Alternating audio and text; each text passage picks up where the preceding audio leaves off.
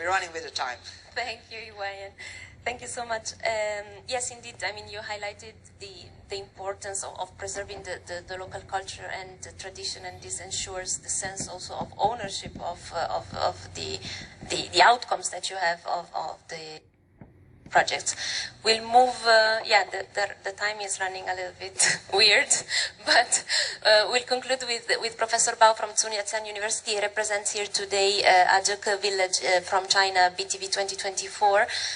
He's been leading the way actually in tourism for poverty alleviation projects in China, which is a very interesting initiative nationwide, but Professor Bao worked in the Ajeke village for years to develop tourism there to help local community increase their income and job opportunities.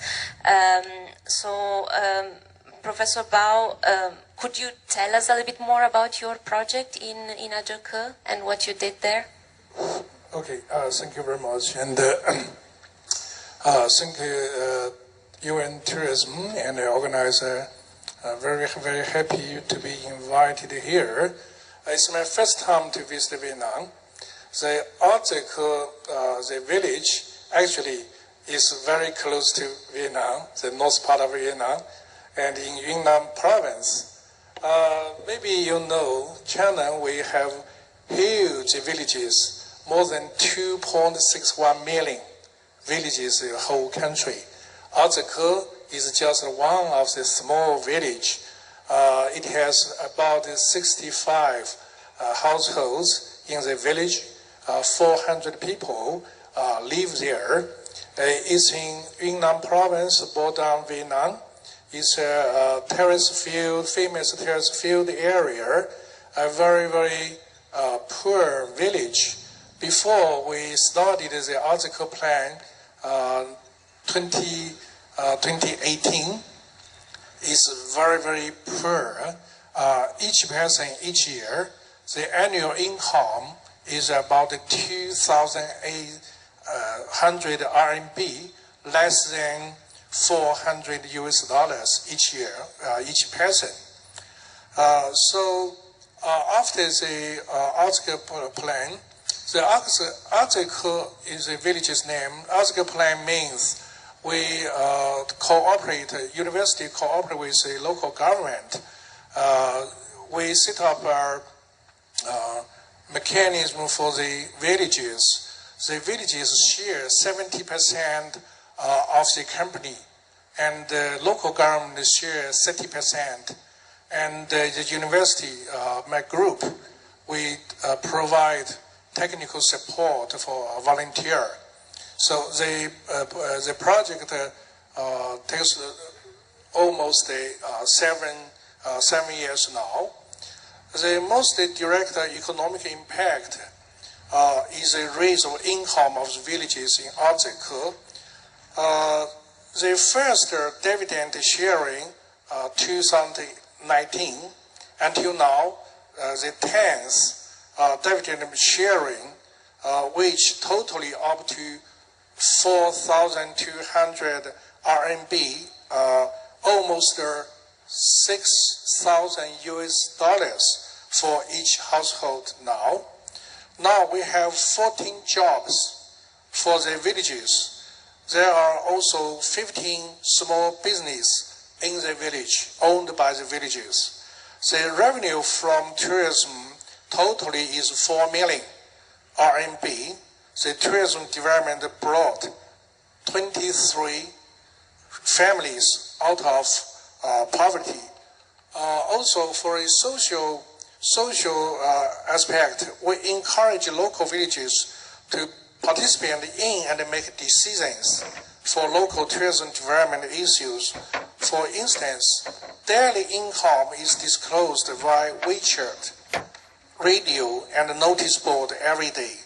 They can see if the tourists have complaints, and the whole village will work on that. The living conditions for local were improved by building, for example, common shower areas for the villages, improve the outside infrastructure. Before tourism development, the children left in the village where their parents, most of the parents go out of village to work for money, to earn money. The children sometimes beg for money when the tourists come to visit. Now we set up a regulation. If your children, you beg for example, 5 RMB, your family will be fined 100 to reduce from your dividend each year. So now, no any children to beg for money from the tourists. Sometimes they volunteer to show the villages to tourists. For the personal aspects, the women in the villages learn how to use computer and learn to speak Mandarin. The company, we employed 14 villages, 12 of them are women. So the women, their status in the village now increased a lot. So I share with you the most touching words from the village setting. Where there is a home, there is a job. Where there is a job, there is a home. I believe what is said also perfectly explained why community-led initiative can be very successful. Yeah, thank you very much. Yeah, thank you so much for sharing this very successful.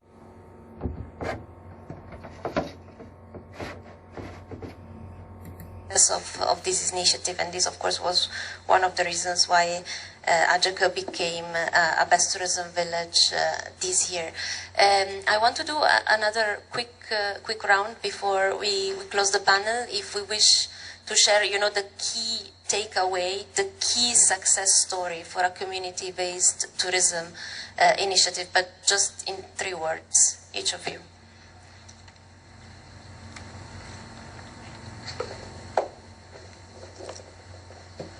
Tôi là chia sẻ và phát triển.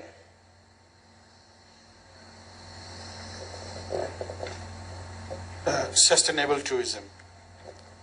It's 2 words. Yes. Okay. So 3 words. Community-based tourism. This is the best way. Yes, that's smart. I think maybe a few sentences. I think for Article Plan, why is very successful because the villages, they share 70% of the company. I think it's very important. Yeah, thank you very much. So yes, in this session we really highlighted the transformative power of tourism for communities and how they can contribute to its success. So we've seen this through public-private partnership and how public-private partnership can enhance the skills, the knowledge and the opportunities for local communities to thrive. We've seen also the importance of participatory approaches and especially in decision-making and conflict resolution we've seen in terms of environmental issues that happen in the Mauritius. We've seen it also through local governance, so the importance of local governments and the respect of local norms, values, and traditions to preserve them, but also to ensure the ownership by the community itself. And also we've seen the importance of benefit sharing. We had the model with the percentages on how to share the benefits among the communities, so that they all benefit from what tourism can bring to them.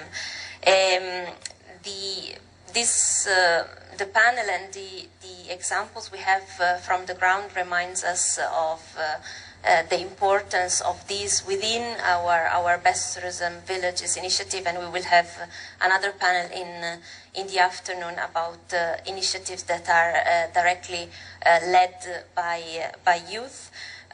So thank you so much for the incredible panelists. We are so happy of having you here. Thank you for taking the time to come to Vietnam, and thank you all. Yeah, thank you.